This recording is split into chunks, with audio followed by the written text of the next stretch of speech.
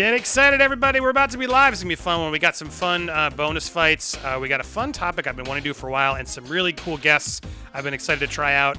Stay tuned. Go on Twitter, Instagram, all those things, and spread the word because Nerd Wars is about to be live. I'm like a DJ every time I do it. Woo! Who can name this movie? Dot the cross the T's and dot the lowercase J's.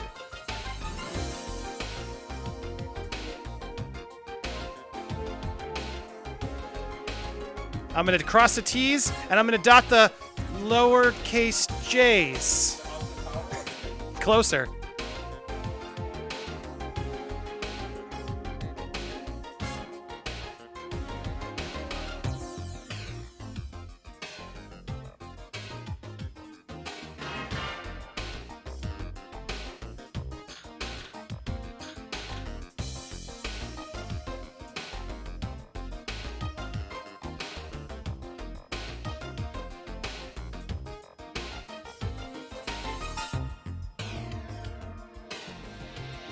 Michael Bryce, you win! Wayne's World 2! Woo-boo!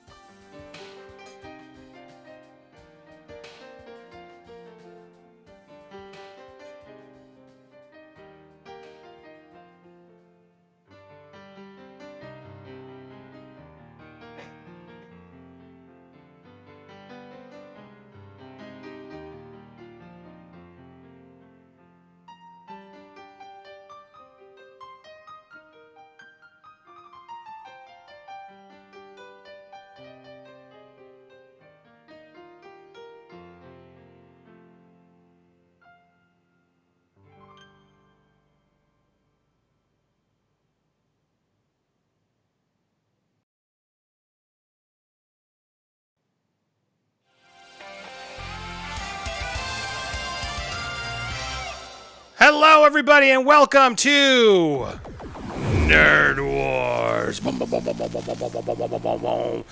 So excited to be here. I got some special new guests that I've been so happy to have. Big fans of theirs. So excited for you to meet them and do this with me. You guys can get involved in Nerd Wars. How it works here is you guys will be in the chats. I'll be paying attention. You guys can support the stream and also add your own mini fights and things along the way if you like. All the rules are sort of down below. I will interrupt the fight if you guys are supporting the channel. So thank you for that. Let's get to our topic today. Our main fight is going to be, should TV shows, are they better scheduled or binged? I've had this debate with a lot of people, and I thought it'd be fun to do it. There's pros and cons to both. Let's finally settle this debate. We're also going to be doing some other fun bonus fights. There's a rumor of a Pee Wee Herman dark movie. We're going to talk about that. Should that be happening? As well as maybe another other fun improv fight. So stay tuned. A lot of fun stuff happening in studio. Before I get to my special guests, helping to assist our special guests, I got Adon, as always. Welcome back, Adon. Rodriguez is here. Your mic is not on yet. Someday I'll have that perfect. There you go. It's the one thing I always mess up. I felt my voice wasn't being heard. I didn't speak until the end.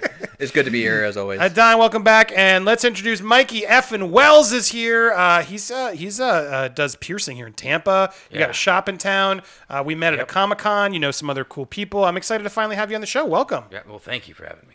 Yeah, it's going to be fun. And so you guys are going to be assisting two special guests who I'm so excited to introduce. Here they are. First up, we got Jamie Kilstein. What's up, Jamie? Comedian, podcaster extraordinaire. You may have seen him on Joe Rogan, a bunch of stuff. Definitely go support his stuff. Jamie, welcome to the show. Thank you guys for having me. I'm very, very excited about this. Yeah, it's going to be fun. I'm glad we could get you on. I know you're a busy guy, so thank you. You are going to be fighting for TV shows should be scheduled, correct? Yes. Yeah, I'm taking the old man approach. You're the old man approach. Okay. Love it. Taking the binged approach over there from PainfullyHonestTech, Jason Lewis. What's up, Jason? Thank you for coming on the show. Hey, thanks for having me, Andy. Yeah, I'm ready to go. I'm ready. If you guys need tech reviews of products, all sorts of stuff, if you aren't already watching over there, you know me. I love honest stuff. Honest Trailers was my jam, obviously, for a long time. But if you want honest tech reviews, now you know where to go. Painfully Honest Tech. You've been doing this for a while. Successful. How's it going on YouTube for you? It's going. You know. If I win this, is my shit gonna suddenly get hacked? He might. His team might go there. Not by me. Right. Not much is for sure. I gotta say though, Jason, your webcam is way better than Jason. Jason, yours is way better than Jamie's. Dude, I just look like a sad divorcee with these fucking dying plants in the back, and you look like you're in this like music studio about to like record like some Hendrix remake or something. He's totally. That's actually what I was gonna do, and then I got the call on this. So. Hendrix was back from the dead. Oh man, sorry. Yeah. All right. Well, thank you both for coming. I think this is gonna be a lot of fun. This is a topic. Mikey and Don, you'll be assisting each other to make it clean on who's assisting who. Whoa, ba-bam! Jamie and Mikey versus Jason and Don. Jamie and Mikey are team scheduled shows versus Jason and Don. Who are saying no. The binge is now. Thank God for the binge. It's back. It's better. And I honestly can see both sides. So you guys in the comments can get involved. As I said, follow the instructions down below. But let's get to this war. All right, I'm going to leave it over to you. Let's start with Jamie. You're in Team Alpha, if you don't mind, Jamie. Let's get a start. Sure. Give me just an opening remark. You don't have to go crazy long. Give us an opening remark, and then Jason, I'll let you have an opening remark, and then I'll let you two tussle. But go ahead, Jamie, if you can start us. Why is scheduled TV better? Yeah, well, the world is bad right now, and I feel like we're becoming more selfish and more narcissistic, and we don't earn things anymore, right? You see this in politics. You see this all over. Like, no one has to work for anything anymore. ADD. Through the roof with kids, right? Entitlement through the roof with kids. I don't have scientific evidence to back it up, but I've seen enough shitty kids to assume I'm right. Not only that, but I would argue that binging TV shows leads to depression. You know why? The last time I binged a TV show was 2 weeks ago after my cat died. My girlfriend left. She took the car. I got the flu, and I wanted to fucking kill myself, but sat there and watched 2 seasons of Banshee, a show from like Cinemax like 5 years ago. It was like, yeah, maybe one day I'll be able to fuck hot chicks and get into bar fights again. And it was the most miserable I've ever been. I feel like society needs to learn how to be patient again.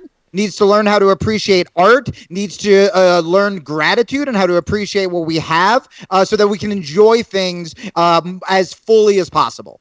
All right, interesting. It's a state of mind Jamie's going for in his opening. Let's go. Jason, what is your take? Well, for me, it's funny because I am the old man, but I'm taking the young kids approach here. But to me, binging has changed the way storytelling happens on television. It's allowed shows to become so much more intricate in their, they can be more like novels as opposed to short stories now. They can be more long form instead of just like episodic week after week. There have always been shows that have, The Wire is a show that sort of was a long form show but episodic. But see, I watched The Wire all at once. So I just think that having shows and being able to get immersed in the story and just really really dig in the story without having to be like, oh, you could have the blue balls of like, okay, now I'm waiting, Well, I agree with you artistically. I think it's cool that we're seeing television become more like novels, become more like films, and be able to expand. I'm not arguing that, but that really started with Sopranos, 24, Lost, Mad Men. It was these shows that you didn't binge them all at one time. They were still written artistically the way you're talking about, which I think is really cool on an artistic level, but you didn't just, I feel like even if I watched The Wire in like 2 days, it wouldn't have been as exciting to me. I would have been like, Bunk's fucking another whore. And right now, I love having that week in between to really actually digest everything, to get excited about it, to see previews, man. You remember how excited you used to get when you would watch previews for next week's episode, like just pop up in the middle of a game and it would get you hyped. It would be an event instead of, hey, what are you doing tonight? Like, well, I'm just going to watch Netflix. No one excitedly tells you they're going to watch Netflix all night. They're kind of like bummed out about it. Instead of like gathering, right? It's a fucking gathering to watch the season finale of, God, when The Sopranos ended, when all these shows ended, people gathered with human beings and made eye contact and hung out with their friends. And it was a fucking event, which we don't have anymore. Now I watched this whole show. I read some shitty blog post that said it was problematic. I tweeted about it. All done. When's the next show gonna happen? Well, you make some good points there. Careful. But what really brought me over to the binging side was the fact that, like, you brought up The Sopranos. The finale of The Sopranos was kind of dog crap. Sure. And so it's like you wait and you wait and you wait and you anticipate, and then maybe sometimes you get a little bit too overexcited for something, and it doesn't live up to your expectations. I guess one thing that I like about binge watching is I don't have to be a by appointment television watcher anymore, and to me that's a big deal, because I don't necessarily want to have to go sit down at 8 on Tuesday to watch some show. But that's where you're missing dedication, my friend. Because right now it just sounds like you are setting your expectations low, right? I'd be just as pissed off if I spent a week watching The Sopranos and it had that ending, right? But I would have at least enjoyed the journey instead of feeling like a weird hermit with his fucking divorcee plants. When I used to watch shows, like I was obsessed with 24 before all my liberal friends were like, you could not like that show. And I loved it. And I loved the previews and I loved, all that stuff. And if I was going to miss it on a Monday night, I would tape it. I mean, man, let's talk about porn for a second.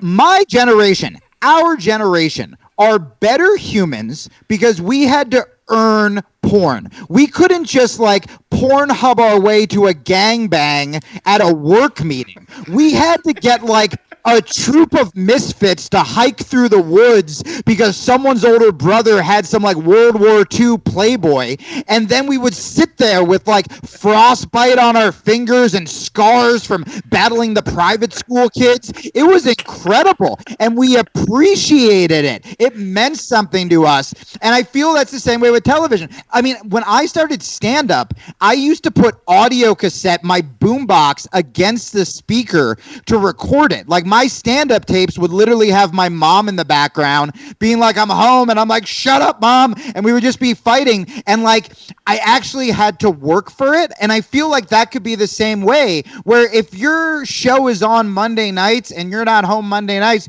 you can still find a way. You can make a new tradition. If I'm going to miss like a WWE pay-per-view, I stay off Twitter all night, and then I make fucking like some big breakfast in the morning, and I sit there, and that's my new tradition. And that I think is equally as cool.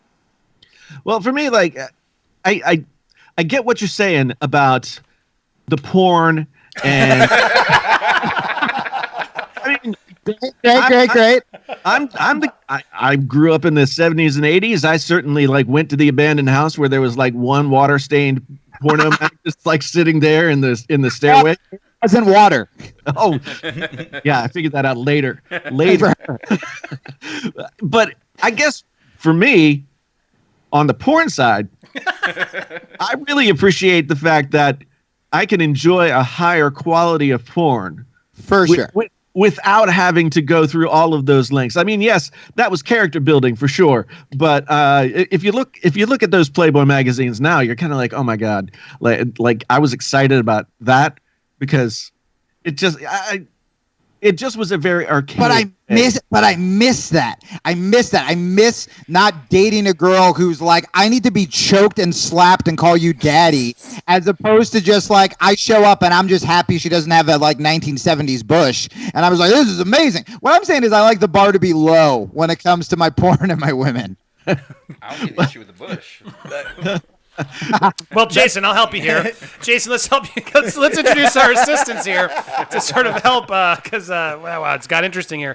But all right, I want to go ahead. I want to bring in Adon and Mikey this fight to see if you add anything that hasn't been said yet. Let's go over Adon. Anything you want to help assist Jason with? Anything you think that would be added to help this argument win? Several things, actually. So to start off, when he made the statement about you were at a very low point in your life and you binge watched and you saw this, and what I heard was it saved your life. Like you said, you were about to commit suicide and you didn't know what was going on, and you watched it and you felt so sad, but you know what? You got through it. You survived. You became stronger for it. And binge was there for you. And then on top of what, everything else, when we're talking about like the society and how we were, listen, I'm an 80s baby. I went through Betamax. I still have some Betamax in the closet at home. I was working at Blockbuster Video. People wanted to binge every single time they got. If you missed an episode and we didn't have it on demand, people will be irate. As soon as you start mentioning one episode, they'd be like, shut your mouth. I don't want to hear this until it hits DVD, and I need to watch this again. And they'll watch it again. My cousin used to call me the Dexter dealer because I would hook him up with DVD versions of Dexter, and he would start watching it. And then there was 1 week I didn't get it to him, and then I finally get him a DVD, and he goes, yo, is this the episode where such and such dies? And I'm like, well, how do you know about this? He goes, I Wikipedia'd the entire seasons because I could not wait. People been wanting to binge forever. And when we get that need for binge, it satisfies us because now we have a complete story. We don't miss out. We don't have that feeling of like we're missing out everything that's there. We can complete that story. The last part that I want to talk about is in regards to that feeling, like when you have to do it week by week by week, you can have, I agree, you can have in the sense of a story that's conducive where it's all together. But when more often than not, when you have it week by week, a lot of companies would want to put in filler episodes. They want to put in an episodic episode to drag it out, to make it go longer. And that episode can be tossed in most cases. And it takes away from the story in most cases. I am a huge Supernatural fan. They've been going on 15 years. a lot of their episodes or seasons are like 23 episodes that could have been condensed to like 12 episodes each season. So those are great points. A couple on them. Did Banshee save my life? In the moment, having a show to binge was good, but I did try to diversify, which would have happened before. If I only watched Banshee after my girlfriend left me and my cat died, I would have been like, I'm just going to go murder people. I'm going to go stab people to death and fuck hot chicks. But back in the day, when I had the flu in high school and I couldn't binge watch, maybe I would watch an action show and be like, I want to murder someone. But then maybe I'd turn on some Golden Girls and be like, nah, we're all good. And I would have variety to get me through and get me out of trouble. What you said about the demand I thought was really interesting, because I think that when you cave to people's base needs and their hunger for just wanting more and wanting it now, and that feed Stranger Things monster mentality, what you're doing is you're actually hurting all of us as artists, right? Because we've seen that the more podcasts are available, the more we have daily content that we can download right away. What do people say? Well, now, why would they go to someone's Patreon? Why would they pay when they could just binge a season of this podcast or this show? People are going to start becoming more greedy if you're just giving them everything they want, and they're going to stop paying for art, which is going to put a lot of us out of business, right? And the last thing, I agree with you, and I hate the shows that do fillers, right? Obviously, you have the shows that are episodic to begin with, where it's Law and Order, and it's like a different rape every week or whatever. But I know what you're talking about. And to me, I think that's something network shows are starting to learn from more binge-worthy shows, that people don't want 28 seasons. I mean, this started, if you compare the BBC Office with, not to be fucking that guy who's like the UK version, but if you compare, I loved the first 3 seasons of the American Office. I thought it had better episodes than a lot of the UK. But then once it got to like season 6 or 7, I think it goes to your point, where suddenly like everyone seemed mentally ill, and it was just like these weird storylines, and it was really forced. Whereas it has nothing to do with binging or scheduling. The Office could have stopped in 3 seasons, just like the UK Office stopped in 2 seasons, and still artistically been sound. I think that has to do with greedy network executives, and I think that has to do with forcing artists to kind of drag a dead horse longer. But I don't think that necessarily is binging versus scheduled. And I want you to come in, Jason, but let's get Mikey just on the board. Mikey, thoughts to help Jamie? Where to begin with all of this? He's correct. He's very correct in a lot of this. When you're looking at binging versus watching it like episodic week to week, you have more to talk about with your friends. You can dissect the episode more. You have a group to do it with. And there are actually studies on binging being bad for you. Like, you can relate it to social media and everything, the way it's like having dopamine constantly go through your brain while you're like getting likes on your Facebook posts. And the same thing happens when you're binging episodes. Like, they leave them with cliffhangers in such a way so that you watch another one, then you watch another one. And it can actually lead to a lot of anxiety and depression. So you actually hit every point that I wanted to make. As far as the porn, I'm so yes, sorry. I guess. I don't understand your hate for the films, though. Change it up a bit. I will jump in one thing. When you said like when you do week to week, you can make it an event, and like you can't really do that on the binging thing. Not true. Last 4th of July, it was an event for the Stranger Things. My family called up like, "What are we gonna do for 4th of July?" We're watching Stranger Things, and on a holiday, everybody wants to get together and watch that show. So binge does have that. So you pull, watched too. like 8 hours, 10 hours of it? Really? Absolutely, we did. Wow. We Let binged me watch ask you that. another We broke question. night, and we could hear the fireworks going in the background. Let me ask you another question. Have you ever lied to your girlfriend over watching an Wait, hold on, episode? Jamie. Say that again, Mikey. What? Have you ever lied to your girlfriend saying that you didn't watch something when you did? Oh, you mean like a Good show you're judging, watching like a show. together or A show something? you're watching together. I mean, with. that yes, can go I both did ways, that the other though. night. Yeah, I'm sure she lied to you too. I'm sure. No, I'm talking about you can do that on the episodic and binge, or are you just saying in general life? General. When something like this, the Yeah. point to that is that it's extremely common. It's actually making people lie to other people. Yeah. Like, and you could say, yeah, you do that the other way Well, as well, but I didn't really. lie. I just did it, and then I when she watched, I was like, I already saw it. But it's like I didn't wait. Is I think the more thing people do. It's not a lie. Yeah, it's just a the omission of lie. It's truth. just like I can't. Like it was. We were watching the morning show. I mean, I've which never is- done it, so the I'm not a morning liar show, like you everybody, guys, is but- actually really fantastic, and it sucks. It's on Apple TV because it's a damn good TV show, and not enough people are seeing it. But I couldn't wait for the finale, and then she fell asleep, and I was like, I'm not waiting till tomorrow. I'm too impatient. I feel but your that's brother. that's what happens, right? And then I ruined the finale and should have watched. But I bet you that happens a lot too. To echo your point, Jason, I'm gonna get back to you because I left you quiet there for a while. Anything you want to add here before we wrap up? And commenters, feel free to chime in if you'd like to add to this conversation. Yeah, I mean, the thing that I like about binge watching, and it kind of speaks to the point that you guys were making about filler episodes in television shows that, you kind of have to suffer through over the course of like 2.5 months or whatever. I watched The Witcher on Netflix, and I loved The Witcher, and I was really looking forward to it. First couple of episodes, I was like, yeah, okay. And then I just kept watching, but I wasn't enjoying it as much. So then I just watched the whole series in one night so that I didn't have to have it in my life anymore. But isn't that Jesus. isn't Smoked that that your whole bag fault of crack for in watching one The night. Witcher? Well, hey man, I mean, A lot of people this are is watching The this is Witcher. Nerd Wars. I mean, that's what we're supposed to do, right? And we're supposed to watch The Witcher. To be fair, Jason, echo that. I watched 2 so far, and I'm like dreading the rest of them because I feel like it's like I have to watch them, and it's okay, but I don't. I'm with you. Is that a good thing or a bad thing? Well, Because there's now, if it was like Walking Dead, when I had Walking Dead, I just eventually checked out because I was like, I can't do this week to week anymore. It's killing me.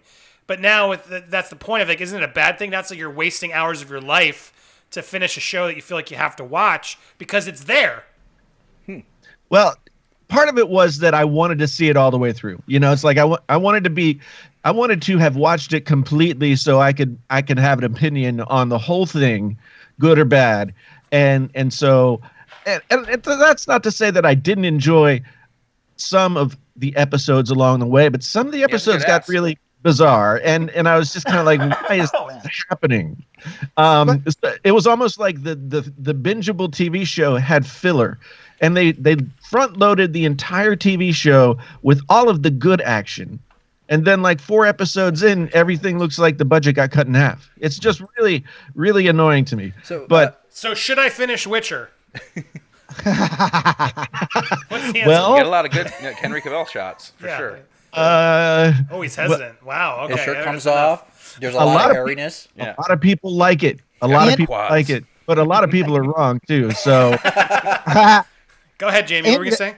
That was a great point, though, where that you made, where I realized that the last show that I loved that I bailed on was Walking Dead, where I was like, Glenn's out, Jamie's out. But if I had all of the episodes in front of me, I would have been like, they're going to save this, right? And I would have kind of kept getting addicted and letting myself get addicted. Instead, I had a week to be like, fuck them. And then I just kind of bailed. And by the way, anytime they do like a new season preview, I'd watch it. And if it looked cool, I'd kind of like dip my toes back in. But I feel like I would have probably stayed much longer than I did if it was there. But man, your point about it tearing relationships apart, I think was a fucking game changer. That was a mic drop where everybody watching this show is like, I have lied to the woman I love or the man I love about it. And you don't have that option because if she knows your shows are on Sunday at 9:00, fucking she's going to be there at Sunday at 9:00. And if she's not, that's on her. So I will admit that I have not been faithful to my wife when binge watching shows. Where are you at with the cubes thing? I've never lied to her about it, though. I've never lied to her about it. It's kind of like, Yeah, I'm with you on that. Exactly. Like, oh, I'm gonna it's kind of like saying, well, okay, you go home. I'm going to stay here at the bar, right? Exactly. It's a great Kind of comparison. same thing. And so I got to the point where I told her, okay, I'm not going to stop watching this if you're going to bed. Sorry. Because she goes to bed at like 8:30. I mean, it's her fault. This is so unhealthy. You guys, I never I never lied about cheating, but like shit still brought down my relationship and like my fucking career. Like you can't. It's not. You want a relationship where you don't feel like you have to lie, and you're with someone. You right now sound like you're in like a don't ask, don't tell kind of weird open relationship because like someone listened to Aubrey Marcus's podcast. And you're like, yeah, I want to fuck that girl down at the bar, and like it's not good. It's not a healthy thing. You want to be able to enjoy these things with your family, not let bingeable TV shows tear that family apart. So you're saying scheduled helps you not do that. Okay, yeah, go ahead. Sorry, Jason. Well, there's also a lot of TV shows and movies for that matter, but a lot of TV shows that nobody in my family would want to watch. And I get to watch them all in like a couple of sittings while they're asleep. They're doing. We're talking about The Witcher again, correct? No. Well, my wife hate your family. Seriously, my wife did watch the first 2 episodes of The Witcher, and she was just like, I don't fucking get it. She went to bed. All right. Well, I want to ask a serious point about it all because you guys glossed upon it, but as I'm trying to judge, and I want the audience that will get involved to help me judge this, but does it make the show better or worse? Because Jamie, or someone said it. Where it was, or Mikey maybe it was, I don't remember who said it. Someone said that having that time in between the build-up lets you think about it longer. Yeah. So I mean, does that experience actually? That's where I want to make sure I'm understanding that argument. Does binging and this is really aimed at the people who are supporting binging? Do you feel like the show isn't as good because you watched it over the course of a day versus the course of 10, 12 weeks? I'm for episodic in that you can dissect it through the week with your friends, like all of your homies. You don't miss the nuances.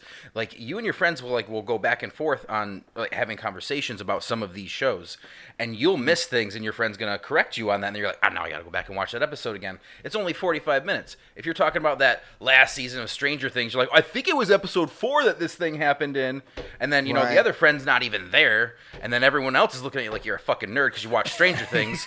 Right. No, that's such a good point. Where I remember when I was watching the last season of The Leftovers, and I forget her name, but there was a woman who was writing these recaps that were so beautiful. Like her writing of the series finale of the Leftovers was so touching. It was like part of the show. And I remember reading those in between. And I think, people did it with Game of Thrones as well. I will say that because I really agreed with what you were saying about the filler episodes. And I think it does come down to the showrunners, the writers, and the show, right? Whether it's episodic or whether it's bingeable, the responsibility does lie with them. I will say that recently I have had shows that I've been enjoying so much that I have gone, you know what? I'm not going to let myself binge it. I'm going to watch one episode. I'm going to wait at least a couple days. And to me, that tells me that my answer has to be episodic because I just want to... I want to enjoy it, like Mikey was saying. I want to think about it. And I don't just want to, shoot my load and, come in 2 seconds, I want to sting fuck. Yeah, you can come over 8 hours. Yeah. To me, I kind of feel the opposite way. There are some shows that I'll just binge watch them, and it's like candy. I'm just in it. I'm lapping it up. I stopped watching The Walking Dead and Fear the Walking Dead episodically, and I started just waiting until the season was half over or completely over for that matter, and then I would just watch them all because with stuff like YouTube TV you can do that. You can just watch the whole season, but when Annie was talking, better though, right? Yeah, I thought so because I didn't have to sit there and think about all of the things that I would have done to pick it apart. Like The Witcher. I enjoyed it while I was watching, even though I knew like artistically some things were bothering me. And afterwards I could say like, oh well, I didn't really enjoy that, but I'm glad I had the experience. When you were talking about the morning show, I watched the morning show over the course. There were what, like 8 episodes? Yeah, it wasn't that long. Yeah, so I watched it over the course of a week, and like a couple of episodes at a time. That show was like super heavy. Like they decided to jump into the very deep dark end of like social commentary, and it just stayed there. So I did slow down and watch that and enjoy it. So, but The Mandalorian is to me the best argument against episodic television that we have right now, because each one of those episodes was like 35 or 40 minutes long. And awesome. And then you're waiting a whole week to see the next one. Look, you can't be trusted. You already said that you lied to your wife. You said you liked The Witcher after you said you didn't like The Witcher. No, he stays at the bar. He didn't lie. He just stays at the bar later. No. Then you said you didn't like The Witcher. Then you said you did like The Witcher. Now you're saying you don't like The Mandalorian. You cannot be trusted. Well, no. Don't put words in Jason's mouth. I didn't like Mandalorian. I'm saying that I liked it so much. He wished it that was the fact that the episodes. Yeah, were so I agree. Like one crack rock is better than a pile of crack Here's what's rocks, interesting, right? because I want to focus on this, because that's a good one to end this on. Because Mandalorian is the perfect example. We've all seen it. But what was interesting about Mandalorian is they didn't schedule it. It wasn't like Game of Thrones where it was like Sundays at 9. They just dropped it at like 3 a.m. and then people hardcore either watched it or not. And then people watched it still in their own time, so you couldn't even have like did you see it last? There was a little bit of it. So it's kind of the perfect example of, was that show better binged or not? And honestly, I've actually rewatched it as a binge, so I can try and compare. But I want to open up to everybody. Does The Mandalorian work better with the breaks in between, or does it work better as one sitting to get sort of through it in a day or two? I feel like if I watched that in one sitting, I wouldn't have liked it as much, and I loved it. I wouldn't have liked it as much because it did have some of those, in a good way, throwbacks to old scheduled shows. It followed a very Kwai Chang Caine Kung Fu, we're going to solve another adventure. We have to protect this one asset. And I loved it. I'm so glad you brought up The Mandalorian, because I truly think that one of the things that made it so enjoyable for people, besides it just being a great show, was that we couldn't just blow our load with it right away. And suddenly you'd see on Twitter someone posting about the episode, and I would get that old school excitement, heart jumping, where I'd be like, oh shit, there's a new episode. And then I would go to find that episode. I would schedule time for that day. Me and my girlfriend at the time would watch it. And I don't know, it kind of did bring me back to that old school excitement about it. Yeah, I didn't trust Disney. Well, that's a a whole different argument right there. They obviously know what families agree on need. that. I knew do it, fam. not trust Disney Go, at all. Yeah, go, So Jason. What were you going to say, though? I wanted it all at once, that I couldn't fuck it up. But Did you binge it or watch it and scheduled?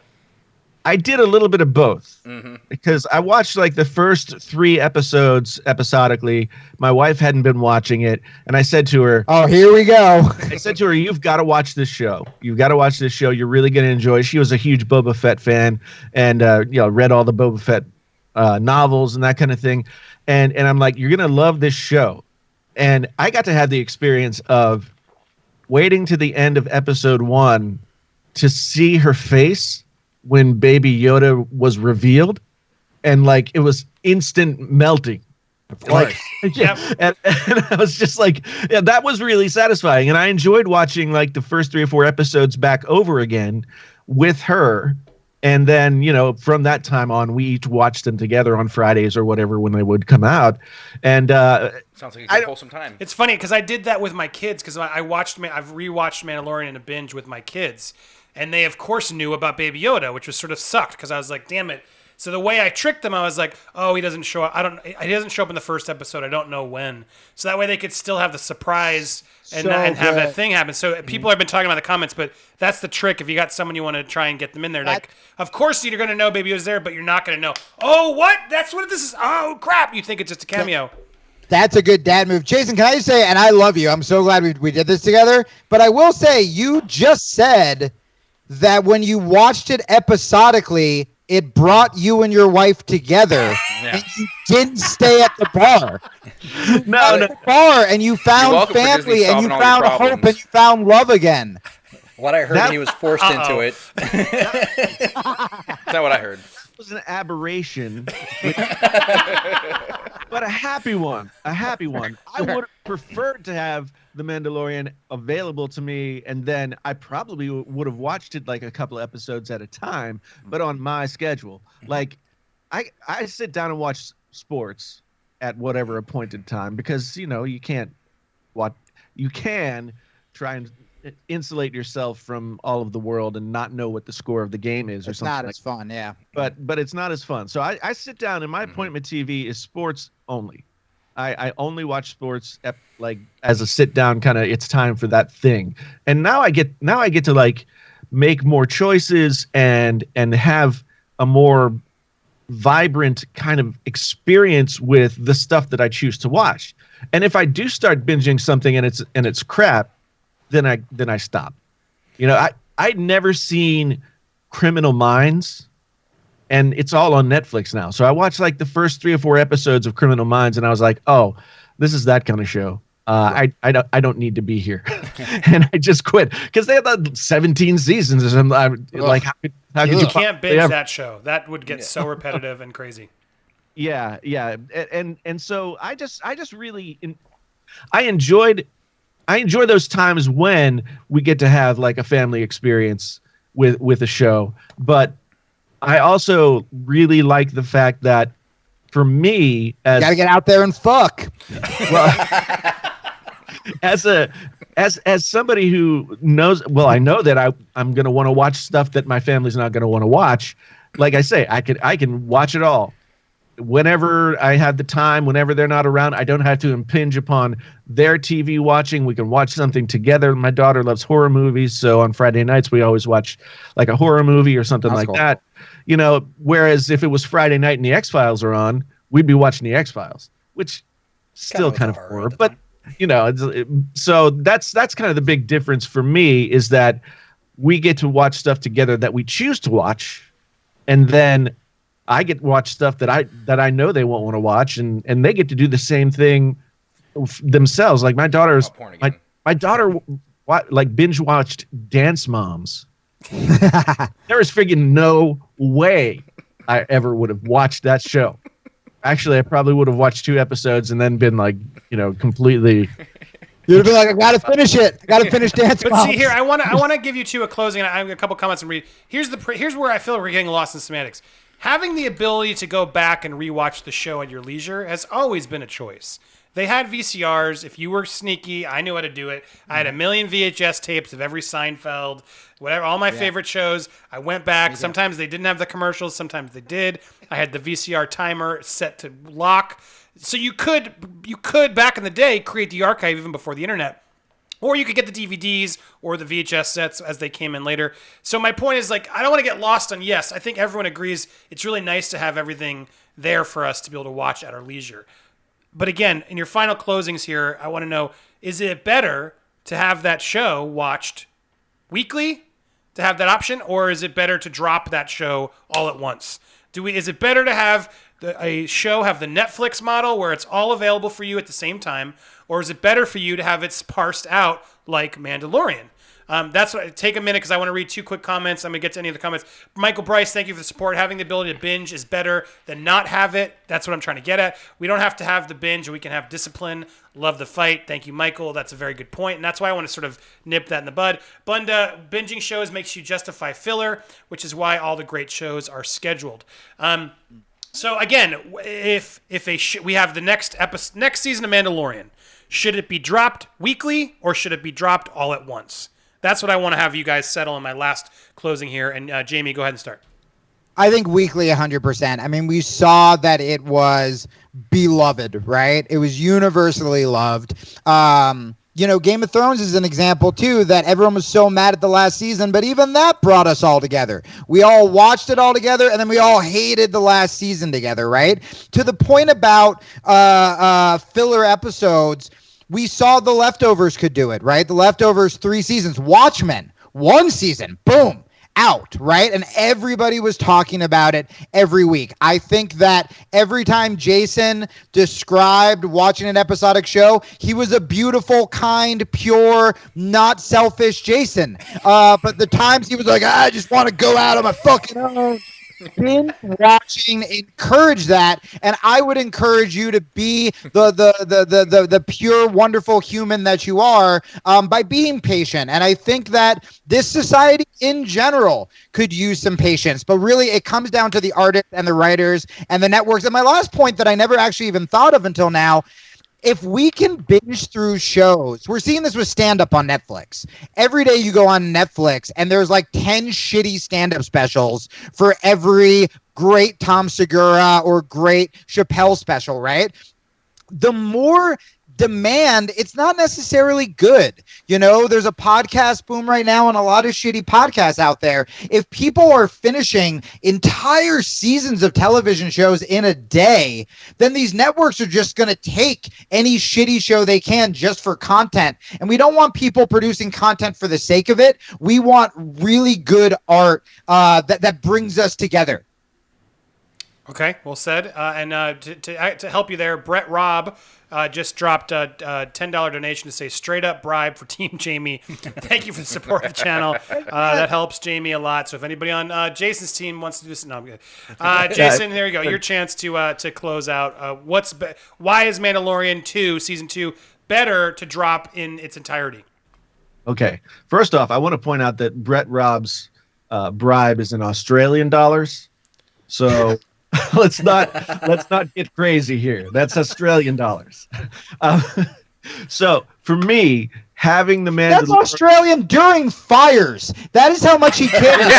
You can't trust this guy. He's the Oh, it's worst. still back. Gotta give it back. Yeah, Jesus. While we're donating to save koalas and fires, he felt so purely that Mandalorian should be dropped weekly. He would forget my family's on fire, right? Take $10 just so people don't binge the Mandalorian.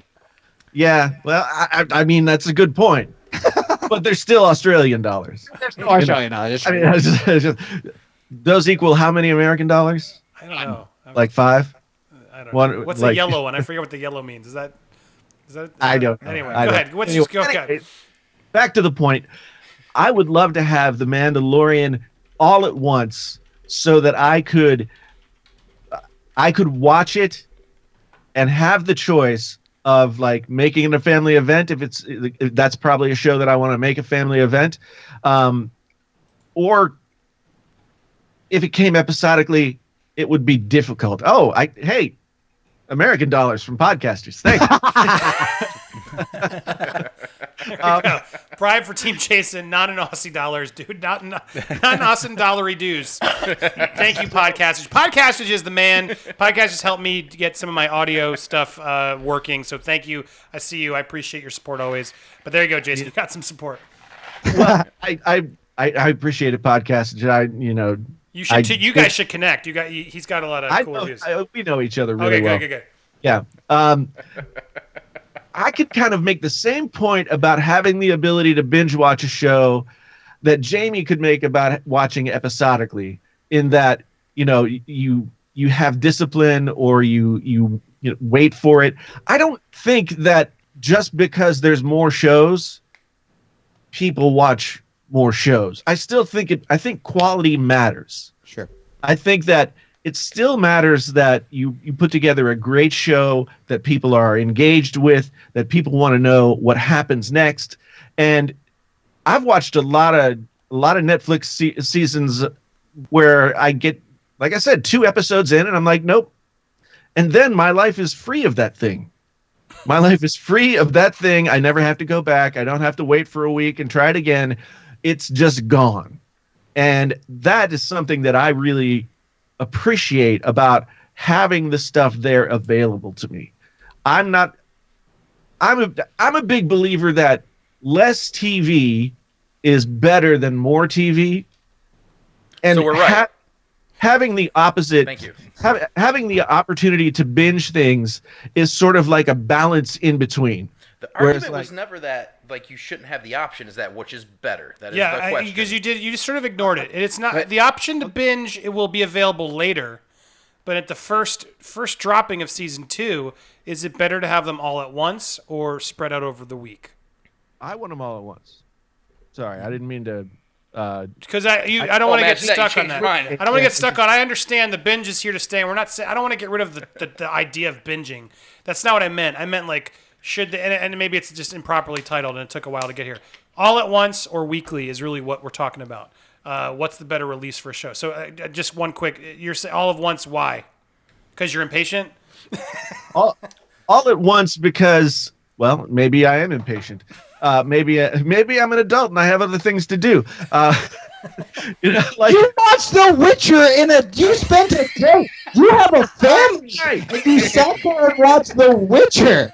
Okay, I'm going to chime in For his job, right? That's what I sometimes say. Friday night. Yeah, it was a professional thing that I had to do, so that I could talk about it with some knowledge. Yep. So I'm Nerd really. Wars. I'm See, now you can. Now it's a tax write-off.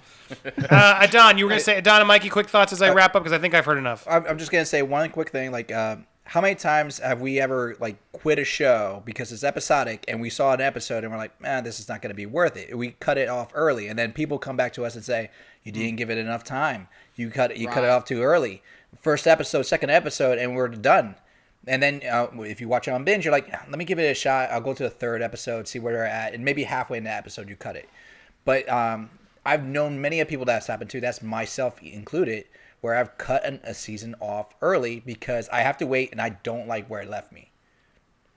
But then that goes to Andy's point where you can still binge it, right? So that happened with me in The Leftovers. I was like, my life's too depressing and this shit is dark. And so I stopped halfway through season 1. Then people halfway through season 2 were like, yo, this show is dope. I was like, fuck. Went back, binged season 1, binged the first half of season 2, got invested, and then went back to a weekly place. But now those spoilers are all out in the world and it's been salty in life. And you can't get that back. You can't get that surprise. I wanted to touch base again. Wrap last. Yeah. I think you've already conceded the point that like better, like you said, less. Sometimes less is more, right? Those were your words, if I recall. I'm paraphrasing, I suppose. What I wanted to point out is that I keep using the drug analogy for it because it has been like shown to be like that. If you're taking less, it is going to be better for you. So you shouldn't be binging these things. It is bad for you. Therefore, episodic would be better. Like it's really that simple. You're just going medical. But He's like I dropping am medical. Well, And I he's mean, a we're talking doctor. about feelings. I've Like we got a already little bit discussed of- that. Like apparently, you guys are lying to your wives about shit. You're like you're Staying at the bar you're hurting too late. yourselves. Like you're staying up You're till like 2 watching in the The morning. Witcher all day Yeah, long. If we're keeping the drug analogy, then long. me dealing out Dexter episodes was exactly the same. Yeah, I gave him a this is taste. a lot. I look. I'm not gonna call the cops on you. Like, for listen, that. all right. my cousin was like, I need more Dexter in my life. Time. I've heard enough. All right, guys, in the comment. Oh, go ahead. You're quickly as I'm. What'd you say, Jason? I want to make one more point. That you're not lying to your wife. Yes, we know, but go ahead. No, to what Mikey was saying. You're right. The dopamine hit is real, right? Now, the truth of the matter is, like, I am an alcoholic and I don't go to the bar anymore. And so this is a healthier way for me to have that experience. What the fuck? Hey, it's his So- new vice. Say it's true confessions, man. Netflixing is your new vice. It's a much healthier vice. Let's be It is a honest. much healthier ice. Yeah. So maybe binge watching is helping people stay He went there. I love where that. they're supposed to be. That is that was a good hit there at the end. I'm glad you Is it? snuck that That's in. full 360. Is What it it's telling you, though? like, it saved He his started- life. yeah. It's getting people through. Like you just admitted you traded one vice for another. Well, yeah, vice. but I'd much rather he'd be watching binging than be an alcoholic. That's Like great. people- That So he we're stopped just that. we're gonna argue merit. Is that it? There is a term called a dry drunk where you're still exhibiting the behaviors of addiction and alcoholism just through other mediums, because I'm sober too. By the way, I love that we have a show that we're like, I'm going to fucking out-sad my opponent. I'm like, hey, motherfucker, motherfucker. Me and my mom are alcoholics. Mine too. Yeah, baby. As well, and my dad's dead. We are going to become fast friends after this. Oh man, you just made it so much tougher to judge here. All right, I need help in the crowd. Team Alpha is for let's release it week to week. Team Bravo is all at once. Binge for Bravo. You can do all caps for Alpha or Binge. Alpha, just say scheduled or Binge. In the comments down below as I'm walking through. So here's how I'm thinking, and I want to see how the audience goes. Look, I think you both did make very strong points. I think there was a couple things here. I mean, like, the dopamine thing is real, and I think Jason did a very good point. Well, I guess it could help people get some other some fixes in. But I do think you did say less is more, and they hit you again on that twice. And you also did talk about how The Mandalorian episodically was better for you and your wife, which was a hard thing to ignore as well. So in both of those cases, you sort of did lift that up. That said, I mean, I think also, and it may be my fault for the topic, the idea, of course, we want to the ability to binge is important. You can't go back. I saw it in a couple comments. I meant to save it. And I can't find it now, but you can't go back now and say, let's go watch it in old SD because you have the ability to do it. Of course, binging is still should and will exist. The ability to go back and watch Dexter now, just skip the last couple seasons and end with John Lithgow. Don't waste your time on the last Everybody agrees John on this. Lithgow season and then check out. But anyway, my point is, just now that we have the ability, sure, the option is great, but Mandalorian, I think we all just sort of admitted it, like week to week was really special to have those build-ups and have, did you see last week and it's this week? Now, to be fair, is that the case for every show? Probably not. But when we sort of settled it on The Mandalorian, should it be all at once? Or should it be, excuse me, my Smirnoff Ice is coming back at me. Should we release it all at once or should it be weekly? I just heard enough, and Jamie sort of got you to slay it when you admitted you watched it again episodically with your wife, and then less is more. I gotta sadly just slight the edge to Team Alpha gets the point. Based on the arguments, guys. I see a lot of people watching. Oh, no, binging, of course. Look, I'm not saying don't binge, but if Mandalorian Season 2, sometimes the patience, it's hard, but it makes it that much stronger. And then you got that ups and downs, because I remember I was like giving up after episode 2 and episode 5, episode 4, I think it was with the 5 was the Hitman. That was the one you were about ready to quit. I was like, what just happened? And then they came back with John Wick from space. Like, it surprises you week to week. So ultimately, very good fight. That went way longer than I thought. Because it got so entertaining. So bravo to both teams. I want to do a very quick mini round. Since we hyped it, so you have a chance here, Jason, to come back. We'll keep this one a lot tighter. Should Pee-wee come back with a dark movie? Now, for those who haven't heard this news story, the Safdie brothers, who did Uncut Gems, a film I despised, but I appreciate. I respect the movie. I know it's a well-made movie, but it's just a movie that made me want to just shoot myself, and no one was likable. The characters were just awful, and at the end, I'm like, why did you just make me go down that journey? But a lot of critics just like to finally have feeling. Oh, yes, inject the terror into my veins. Not my style of movie, but I know a lot of you liked it, and I respect it. But they now are talking about maybe talking to Paul Rubens and fulfilling his dream of making a dark, gritty, more grown-up Pee-wee Herman movie. Is this a good idea? I threw this at you guys right before airing. I want to know what you think. Would this be a good idea? Jamie and team, you'll be joining whatever he says, Mikey. Jamie, what did you think? Good idea or not? Yeah, I think it's a great idea. And then that means, Jason, just so I'm clear, you not a good idea. Not a good idea. No. Okay, Jamie, back to you. Go ahead.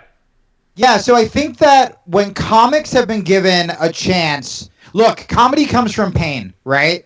And whenever people would be like, hey, were you the class clown? I would be like, no, the class clown kicked the shit out of me. I was sad and I was depressed, and that's why I became a comedian. And we saw this with Robin Williams, with Louis C.K., with Adam Sandler now. When you give these comedic actors chances to access their dark side, their vulnerable side, you get really brilliant performances, right? So I would love to see that. I would love to see what they could do with that. And the other thing I would say for all the nerds listening, I believe that this would be a strike against cancel culture. I think right now, everyone, if you make one mistake, they want you gone for fucking ever. And, Paul Rubens was arrested a while ago, but he's still beloved and his show still meant a lot to people. I think seeing a redemption story, seeing him come back and do what Adam Sandler did in Uncut Gems, I think it would be really, really cool and healing for our nation. All right, Jason. Wow. Healing for the nation. Somehow Pee Wee Herman is going to heal the nation. Film. That is maybe a bit of a stretch in my opinion. The thing that was curious about Pee Wee Herman, and again, I got to play the old man card and say that I went and saw Pee Wee's Big Adventure in the theater, and it was just how odd he was and how uncomfortable it was to watch him do this thing. And then when he got Pee Wee's Playhouse, I'm glad I didn't have kids at that time because I would not have let them watch that show, because he just was kind of weird. And then we found out exactly how weird when he was caught spanking it in a porn theater. You ever spanked in a porn theater before? No. Again, he may not be the hero we want. He's the hero we need. So to me, though, what really makes this a bad idea? Now, if this was Paul Rubens gonna play something other than Pee Wee Herman in a dark comedic movie, maybe that's fine. But taking Pee Wee Herman and turning it dark is not really gonna change it all that much. It's still dark and weird, but there was that sort of childish quality to it, and I think that's what was really attractive about the Pee Wee Herman character. And so to take it and turn it dark, to me, would be kind of just an exercise in like, we're doing this because we can do it. Let's just like turn the tables on something that's been part of our popular culture for 30 years, and of course, a lot of people will be like, "Oh, this is amazing! It's so much depth." Blah blah blah. Do you like Batman and Robin, or did you like The Dark Knight? Oh, But that's different. Is it? We're going from light to dark, right? holy shit! No, Shut it down. Okay, so different though. I So got some on different that, too. because I got more, so Man. go for it. okay, the best Batman ever to grace anything, Frank Miller Batman stuff, right? The Dark Sure. Knight stuff. Okay, so when we had Frank Miller Dark Knight, and then we got like Joel Schumacher titties, Batman and Robin, Rollerblade fight. yeah, that was insulting. That was awful, because the Batman character is dark, is Okay, complex. good point. Good save. Was he But in it's 66? Yeah, it started with Adam West. I think you can always go dark. Well, it started You with the can't- comics and then to Adam West, but sure. Yeah. But the point is, it's at up and downs. Or and the then, Frank Miller. Yeah. Yeah, And then you could argue Tim Burton actually took it a lot darker. Mm-hmm. Which he Tim Burton to me, Tim I was Burton. trying to make a very simple comparison. Which one did you like more, the lighter one or the darker one? I think we but all like the darker one. I'm comparing a light character in Pee Wee Herman. Is he light? Yeah, I well- would say he's light. Well, and you also Pee Wee's could you- Playhouse. Say Tim Burton also did the Big He Adventure. did. Tim Burton did the Big Adventure. It's true. okay, so Kinda dark. let's put it this way: like, make a comparison Large as well. Marge sent you. Have we all seen Ren and Stimpy? Yes. Okay, we remember it fondly as kids. Did you all watch the adult version that came out of Ren and Stimpy? No. You mean like the No, uncut No, stuff? see, yeah, they basically reran all the stuff. They made it more adult and everything. Yeah. And all the people that rewatched it were like, no, the originals were better.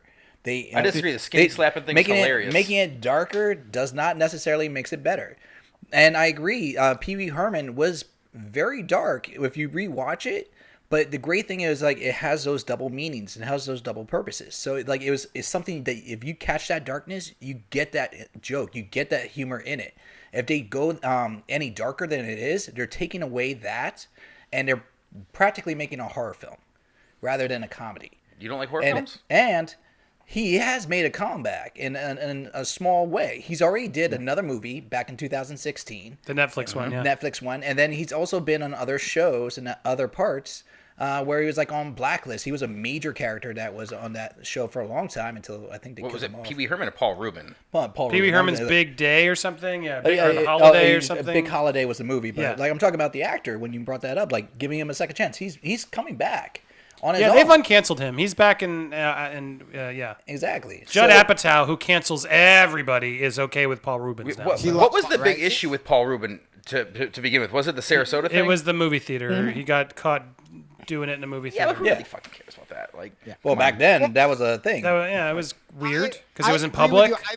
and he was like a children's TV show host, you know? yeah, I mean, I guess I Yeah. kind of get that, Yeah. but isn't that what those theaters were for? Isn't Sure, that- and he's an adult, and yeah, exactly. But anyway, go ahead. He should have done it in Yeah, private. he wasn't in a Pee Wee movie jerking Yeah, off exactly. like with like a fat kid. Looking at himself and Yeah, whatnot. that's the question. What was Hey, he watching Jerry! exactly? Dude, I will say I really liked that point, and I think that because I know what you're talking about with the Ren and Stimpy thing with those movies that you're like, it's this, but it's edgy. And like that shit to me is usually hack comedy writers who are like, we're going to make your character like say asshole and like they're going to fuck. And, you know, those always come off as very disingenuous to me. Mm-hmm. I think if you're going to do this Pee Wee movie, you know, Jason was saying it was starting to get weird and starting to go dark. So it's not like you would be turning this wonderful, playful thing into a dark movie just for the sake of it. I think it's them kind of maybe even following the trajectory that they were thinking about going but couldn't,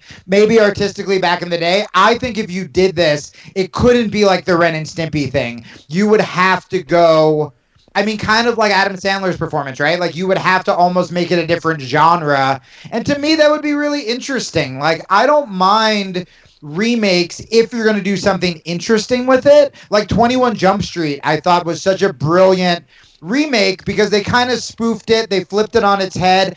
I don't like, and I think this is what you're talking about with Ren and Stimpy, the remakes that are just fucking cash grabs, where they just want to take a popular character. I think if you're going to do something, and Paul Rubens is really artistic and he's really smart, I think if this is played right, it could be really, really cool. But yeah, I don't want to see like that Ren and Stimpy shit. I don't think anyone wants to see that. But I don't think that's it what like this. Birdman, like with Michael Right. Keaton. Like, think about that. That could Oh, be you know pretty what? cool. I thought of Harvey Birdman. I'm sorry. Yeah. I was thinking the cartoon. Like, we're going to a law attorney with Pee Wee Herman.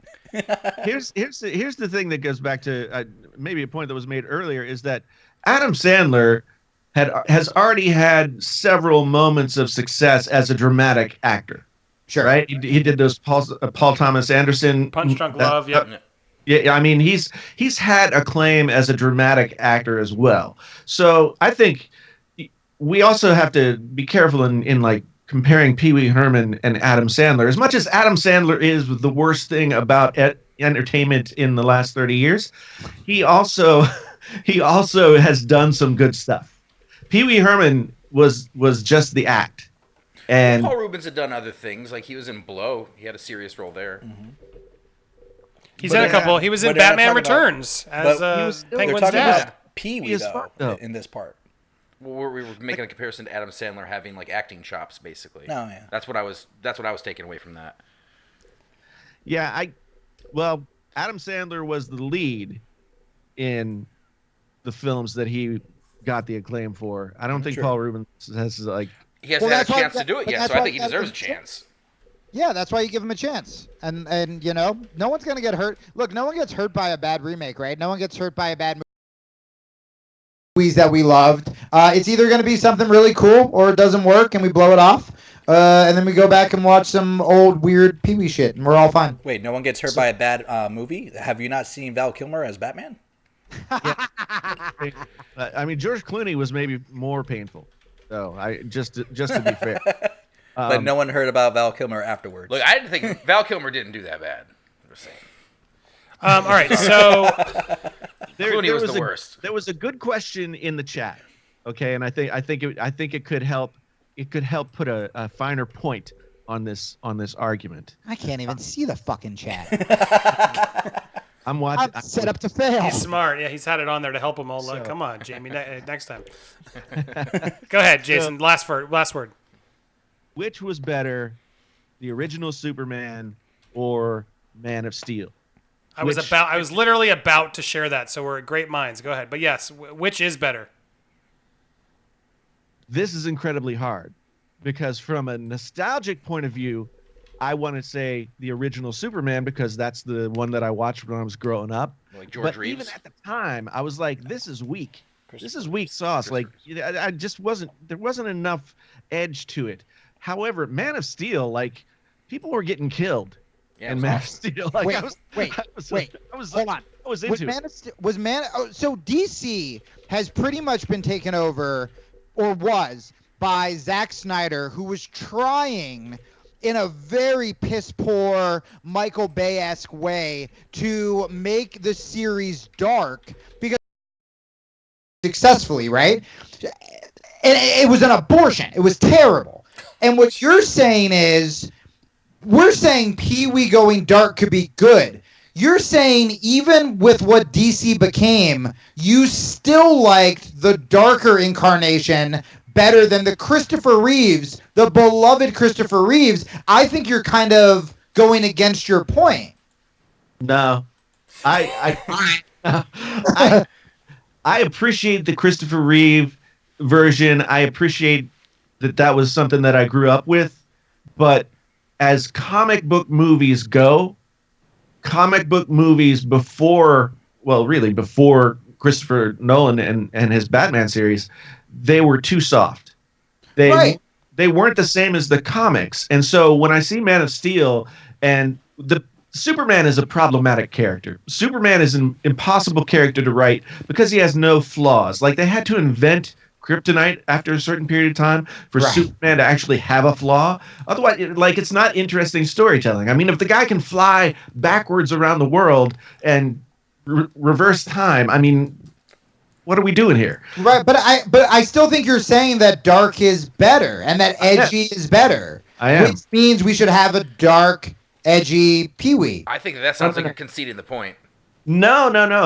I still think that Pee Wee Herman, as like the really, really annoying, like pseudo positive thing, was dark enough because as Adam said, like it had that twist in it that if you were paying attention, if you were an adult or whatever, you kind of got that you were in on the joke, that here's this guy who's kind of creepy, but he's making this sort of fun-loving character out of all this. But really, like, Pee Wee Herman was. I mean, really, we're just gonna change the title of the movie. It's just gonna be Pee Wee Goes to the Movies. We're gonna see how that show goes. Close. See, now you didn't help your case there. I don't want to watch that one. I don't want to watch that one. It'd be some kind of like cinema verite where there's just a camera. Now I have to come up with a plot for it? No. All right. Look, I heard enough. I'm going to call this one. It's commenters time. Commenters, Pee-wee dark or Pee-wee no. No more Pee-wee or Pee-wee dark. You can vote now based off these arguments. Look.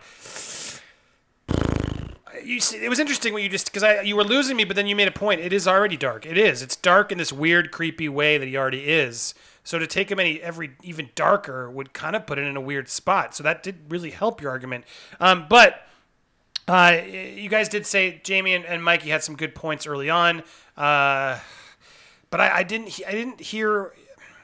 That didn't help you at all. I don't want to say. What is the version? Why would we go there? That was a joke. No, I know. But why would? Everything counts. But the point Everything being, like, counts. why would you? He was already the Dark Knight to Batman Returns doesn't, or Batman and Robin didn't make sense to me because he was always just been light. There's never been the Frank Miller versions to sort of inspire the Dark Knight. So it's just weird. I don't know how you would take such a light character and turn him into that. He's a kid's character. I guess you could do I it. threw that out there when I said Birdman. You turn him into a junkie or a meth head or something. Yeah, and it's like he's so old. It sounds depressing. I think what Mikey was saying that before we brought up Frank Miller. I think you could make the same comparison to what he said with the Adam West TV show to Frank Miller. right? Like, it's just the point you were making is, what did we like more? The silly boom, bang, boom, or the Frank Miller's interpretation, the Christopher Nolan's interpretation, etc. You know, I think you don't just make it darker, you also heighten the other side of the personality. You heighten the creepy positivity. There are ways to do it. But if it goes the Ren and Stimpy route where you're like, just make him fucking edgy and crude because some executive is just jerking off to money, then no one wants to see that. But man, if you heightened it in a really smart way, which it seems like these filmmakers are capable of doing, it could be dope. No, that's kind of so unlikable. Uncut Gems is pretty much, let's just make him edgy and dark. Yeah. I disagree. They make this, or they have this character that is so goddamn unlikable, but yet you keep rooting for him to get out of this fucked up situation. You're rooting for Adam Sandler just to get out of that shit. Like they put you in a position like that. It's genius. Yeah, but I don't want to spoil the movie. It doesn't go. I gotta give. I'm giving Jason the point, even though we're late. I'm giving you the point because I didn't get sold on the version. So to be fair, to make sure we have a fair winner here, I'm doing it. This is a speed round. Okay, I've gone in my bag. I'm gonna grab 2 figures. We're playing Who's the Best. So the way Who's the Best works. The way Who's the Best works is I will pull 2 characters out. You guys got to tell me who would be the best. Now, I'm going to give you a topic, and that topic, let's just use Superman. Who'd be the better Superman? Okay? Who'd be the better Superman? I'm going to pull 2 iconic characters out of my bag here, and then we're going to flip a coin. Actually, I'm going to flip a coin. Jamie, heads or tails? Heads. It's tails, so Jason, you get to pick the character first. Here we go. Who would be the better Superman? In my bag of toys. Here we go. I got 2. Oh, whoa, weird. Who would be the better Superman? Jar Jar Binks or Ernie from Sesame Street? Who would be the better Superman? Jason, you won the coin toss, so you get to pick. This will be a speed round. Who would be the better Superman? I'm going to say Jar Jar. Okay, you've picked Jar Jar, so that means, Don, you're on Team Jar Jar. So, Jamie, you have Superman as Ernie. Of Bert and Ernie fame, and so therefore Mikey's got your figure there. All right, since Jason picked, you have to go first. What do you think? Why? Again, we're going to keep this one quick. Why would Jar Jar make a better Superman than Ernie? Because Jar Jar was like such a light and airy character, but there was that dark edge to him. You know, he became a Sith at some point, I guess, in the lore. So I think that Jar Jar's limits were not stretched enough in that first series, and that there's more to Jar Jar than just me so stupid. So we can see more. All right, Jamie. I think that he could stretch out to that range of Superman, like be the complex. You know, he was a senator. It's true. Mm-hmm. Yeah. Superman is the most beloved superhero of all time. When children think about superheroes, they think of Superman. When they think about what they wish they could do, they want to fly, they want to be like Superman. And you are essentially comparing him to the most hated and loathed character of all time in Jar Jar Binks. I think that Ernie represents friendship. Ernie represents educating our youth. He is the perfect Clark Kent. Yeah, he is mild-mannered enough. He has his lane in Bert already. And I think that him being able to do superhuman feats is one very, in the world of Sesame Street, it is a very magical world that made all of our lives better. But I also think that his innocence, his naiveness is very reminiscent of Clark Kent. And you throw some glasses on him and homie would be a perfect Superman. Jason, one help, or you can activate your team at Don or Jason. You have 20 seconds. Don, why don't you? Listen, Jar Jar has done the test of time. He's been in war. He's done battles. He's fought for people.